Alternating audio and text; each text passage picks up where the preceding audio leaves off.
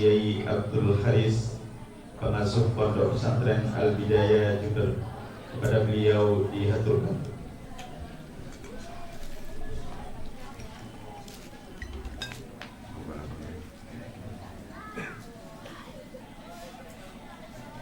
Bismillahirrahmanirrahim. Assalamualaikum warahmatullahi wabarakatuh. Bismillah, alhamdulillah, wassalatu wassalamu ala rasulillah Sayyidina Muhammad wa ala alihi wa sahbihi wa mawala. Rabbi syrah li sadri wa yassir li amri wa hlul 'uqdatam min lisani yafqahu qawli. Amma ba'du. Yang terhormat para kiai, para ustadz, rombongan dari Mempelai Putra, keluarga dari Mempelai Putri, serta para undangan yang berbahagia. Alhamdulillah, pada kesempatan pagi hari ini kita oleh Allah Subhanahu wa Ta'ala dipertemukan dalam acara silaturahmi, dalam acara walimah atas pernikahan Ananda Muhammad Sanusi dan Wiwin Ernawati. Salawat dan salam semoga tetap tercurahkan kepada junjungan kita Nabi besar Muhammad sallallahu alaihi wasallam. Para kiai, para ustadz, para undangan, saya hanya berpikir sederhana. Setiap kali ada acara akad nikah, setiap kali terjadi ikrar yang dilakukan oleh suami untuk hidup bersama dengan seorang istri dalam ikatan pernikahan yang sah, apakah itu mantennya manten baru atau lama, itu pasti punya tujuan, pasti punya keinginan, pasti punya cita-cita. Yang ini kadang-kadang kita lupa. Yang kalau disederhanakan itu semua pasangan, apakah pasangan yang sudah lama atau masih baru, semuanya kepingin bahagia. Sederhana seperti itu. Yang dalam bahasa Al-Quran disebut sebagai sakinah, ada ketenangan dalam kehidupan. Ada mawaddah, ada cinta kasih di situ. Ada rahmah, ada kasih sayang di situ. Ini perlu diingatkan karena kita sering lupa. Jadi kalau seandainya kemudian pasangan suami istri itu kerjanya, tradisinya, hobinya itu tukaran saja, ya, saling mencari kelemahan pasangan dan macam-macam. Saya ingatkan dalam kesempatan ini khususnya kepada Ananda Muhammad Sanusi, bahwa tujuan pernikahan itu menciptakan ketenangan dalam keluarga, menciptakan cinta kasih dalam keluarga, menciptakan kasih sayang dalam keluarga. Ini penting untuk ditegaskan. Bagaimana kita bisa mendapatkan yang namanya sakinah, mawaddah dan rahmah?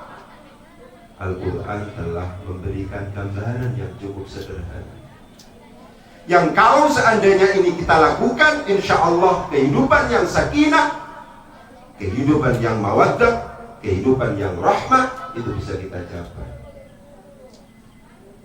Di dalam salah satu ayat Al-Quran, Allah berfirman, hunna libasul lakum wa antum libasul lahun.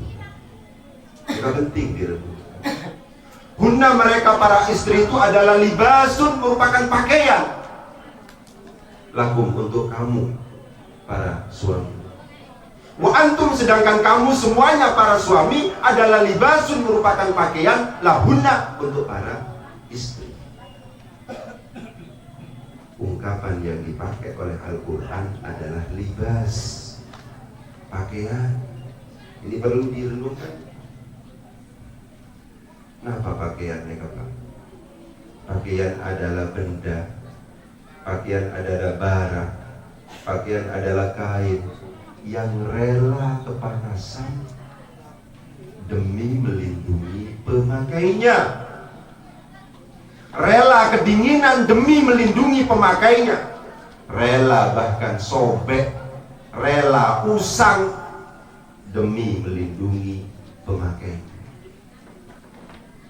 Kalau seandainya masing-masing dari suami istri itu bisa berfungsi sebagai pakaian, di mana secara maksimal memberikan fungsi pakaian, seorang suami rela bersakit-sakit, rela kepanasan, rela kedinginan demi melindungi istrinya. Pun juga demikian, seorang istri rela bersakit-sakit, rela kepanasan, rela kedinginan demi melindungi suaminya. Insya Allah kehidupan yang mawaddah dan rahmah serta sakinah itu bisa kita capai. Saya harus ingatkan kepada Sanusi dan Wiwin bahwa sampean berdua ini sedang menikah dengan manusia, sesama manusia ini. Bukan menikah dengan malaikat. Karena suami kita adalah manusia, istri kita adalah manusia, jelas di situ banyak kelemahan. Jangan menuntut kesempurnaan. Pasti tidak ada kesempurnaan. Manusia tidak memiliki kesempurnaan. Kalau tuntutan kita kepada suami kita, kalau tuntutan kita kepada istri kita adalah kesempurnaan, maka yang terjadi adalah kekecewaan. Maka yang terjadi adalah pertengkaran. Bahkan dalam kategori yang puncak nanti yang terjadi adalah perceraian. Na'udzubillahi min. Ini penting untuk diperhatikan. Yang namanya kehidupan itu pasti berproses. Masing-masing manusia punya takdirnya sendiri-sendiri. Jangan membiasakan diri kita untuk menyamakan dengan orang lain. Lihat itu tetangga kita sudah punya rumah, sudah punya mobil, sudah punya A, sudah punya B, dan seterusnya. Lihat itu ya. Kegiatan kita, pasangan misalnya seperti itu terus. Yang namanya kehidupan itu berproses. Mulai dari pertama itu tertatih-tatih, tidak bisa berdiri, kemudian berdiri tidak bisa berjalan, terus kemudian berjalan, terus kemudian berlari. Itulah gambaran dari kehidupan. Jadi biasa pertama ya, biasa dengan kekurangan dari sisi ekonomi, biasa. Oleh sebab itu penting saya ingatkan kepada Sanusi dan Wiwin sebagai mempelai, sebagai pasangan baru, saya ingatkan bahwa panjenengan berdua ini sedang menikah dengan sesama manusia. Karena menikahnya sesama manusia, pasti di situ banyak kekurangan-kekurangan.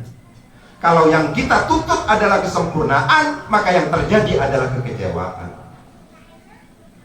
Yang terjadi adalah pertengkaran. Seperti yang tadi saya katakan, dalam kategori yang puncak, yang terjadi pada akhirnya, na'udzubillahi min dzalik, itu adalah perceraian. Itu harus diwaspadai. Apalagi yang penting untuk diperhatikan, selain pasangan kita harus masing-masing berfungsi sebagai pakaian untuk mencapai, untuk memperoleh keluarga yang sakinah, mawaddah dan rahmah. Saya pesan kepada Sanusi tentang birrul walidain, tentang berbakti kepada kedua orang tua. Mereka penting, Pak. Senontopon tak ronda.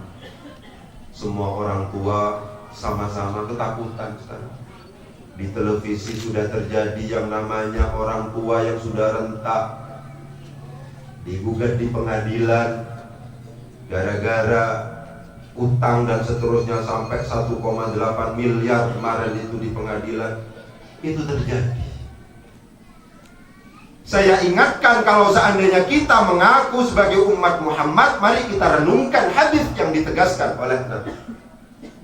Kullu dzunubi, setiap dosa itu yuakhirullahu ma syaa ila yaumil qiyamah. Besok siksanya semuanya akan diakhirkan oleh Allah pada hari kiamat.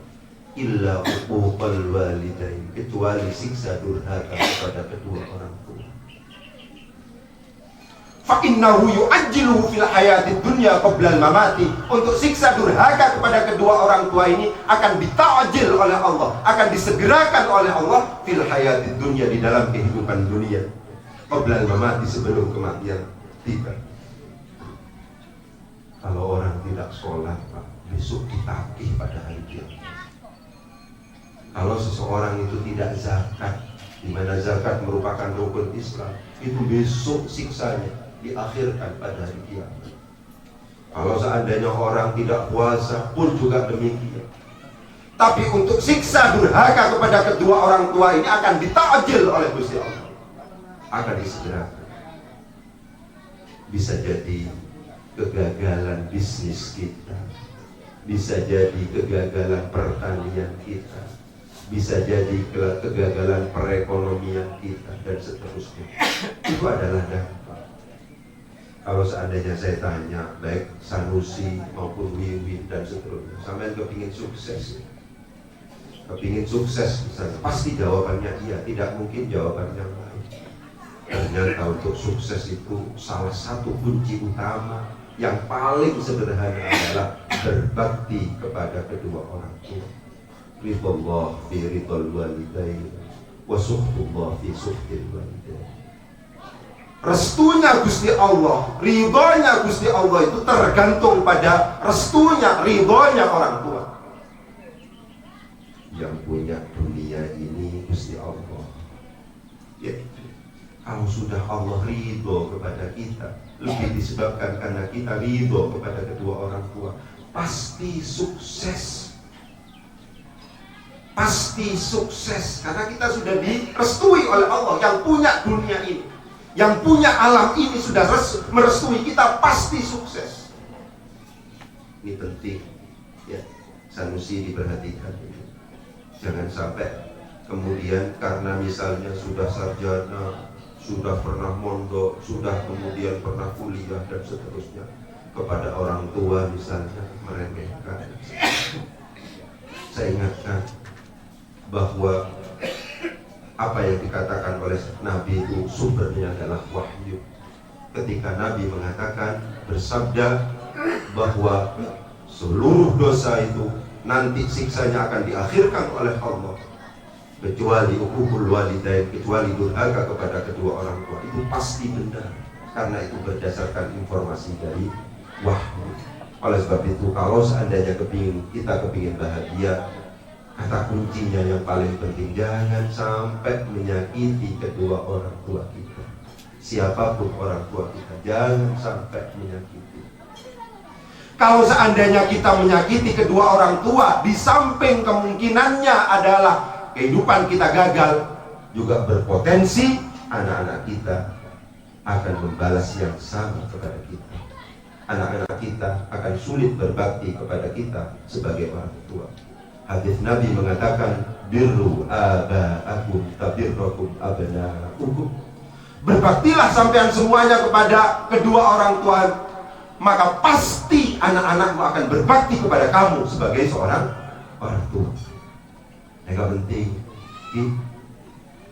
menjadi terbalik, menjadi tidak fair kalau seandainya kita menuntut anak kita berbakti kepada kita sebagai orang tua, sementara kita sebagai anak itu tidak berbakti kepada orang tua kita.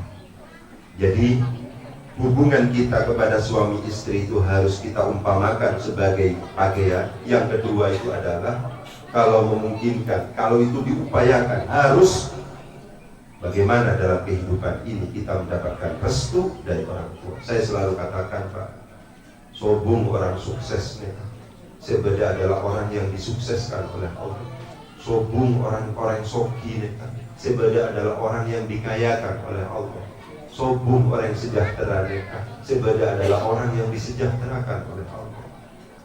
Bodoh orang kaya, luar biasa jember neka. Agak duit macam-macam. Belum meninggal sudah bangkrut. Ya, dan untuk ini kita sering melakukan deklarasi la haula wala quwwata illa billahil aliyyil azim. Neka men terjemah lagi bersantren pondukan.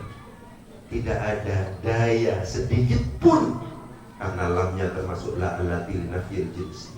Tidak ada daya sedikit pun yang dimiliki oleh manusia. Tidak ada kekuatan sedikit pun yang dimiliki oleh manusia. Kalau seandainya manusia itu punya daya, apakah berupa kekayaan, berupa kesejahteraan dan seterusnya, apa ketika manusia itu memiliki kekuatan misalnya, itu tidak lain karena ada bantuan dan pertolongan dari Allah. Oleh sebab itu Sanusi, kalau seandainya kepingin sejahtera, kepingin kaya, kepingin makmur dan seterusnya, mendekatlah kepada Zat yang Maha memberi kekayaan, mendekatlah kepada Zat yang Maha memberi kebahagiaan, mendekatlah kepada Zat yang Maha memberi kesuksesan. Gusti Allah jek kembanglah sampai sukses, langsung sukses, karena yang punya dunia seisinya ini adalah Gusti Allah. Oleh sebab itu jangan lupa untuk kemudian berdoa secara maksimal. penting. Bahkan kalau seandainya kita lihat istilah yang dipakai oleh ulama-ulama kuno, ulama-ulama salaf, terakat, bukan hanya sekedar berdoa, tapi tirakat. Tirakat yang paling hebat itu Sanusi adalah melek bumi, adalah bangun pada waktu malam. Biqadril qadbi tuktasabul ma'ali faman ramal ula sahirul ayam. Biqadril qadbi, sesuai dengan ukuran kepayahan, tuktasabul ma'ali, derajat tinggi itu bisa diperoleh. Faman ramal ula, barang siapa yang menghendaki al-ula, derajat yang tinggi, sahirul ayam, harus bangun malam. Harus bangun malam, diupayakan, harus bangun malam. Mereka penting direnungkan. Wa minal lail, di dalam Al-Quran, dan pada waktu malam fatahajjat, maka bertahajudlah, nafilatan laka, sebagai ibadah sunnah bagi sampean. Asa ayyab'athaka rabbuka maqaman mahmuda. Dengan sholat tahajud itu Allah akan mengirim kepada kita maqaman mahmuda, derajat yang terpuji. Apa derajat yang terpuji itu? Bisa jadi kesuksesan dalam hidup, bisa jadi anak yang salihah, bisa jadi yang macam-macam yang menjadi keinginan kita. Itu ternyata dikaitkan dengan tahajud. Oleh karena demikian, maka diperhatikan pesan saya. Sanusi Neka ngaji Ecompo lama sudah, mulai S1 itu sudah ngaji di rumah saya. Oleh sebab itu jangan lupa, kita harus berfungsi sebagai pakaian untuk suami kita, untuk istri kita. Pun juga demikian saya sarankan, istri harus selalu berfungsi sebagai pakaian. Jangan gampang membuka aib masing-masing. Itu pasti yang terjadi adalah pertengkaran. Yang kedua, pesan saya kepada Sanusi adalah orang tua harus diperhatikan itu. Karena kalau seandainya kita berani kepada orang tua kita yang tak terima mereka Gusti Allah, sehingga berdampak pada kegagalan kehidupan kita. Kalau yang terakhir pesan saya itu adalah jangan lupa berdoa. Doa yang paling hebat itu adalah pada waktu malam dengan cara melakukan sholat tahajud. Mungkin itu yang bisa saya sampaikan. Kurang lebihnya mohon maaf. Wabillahi taufiq wal hidayah. Wassalamualaikum warahmatullahi wabarakatuh.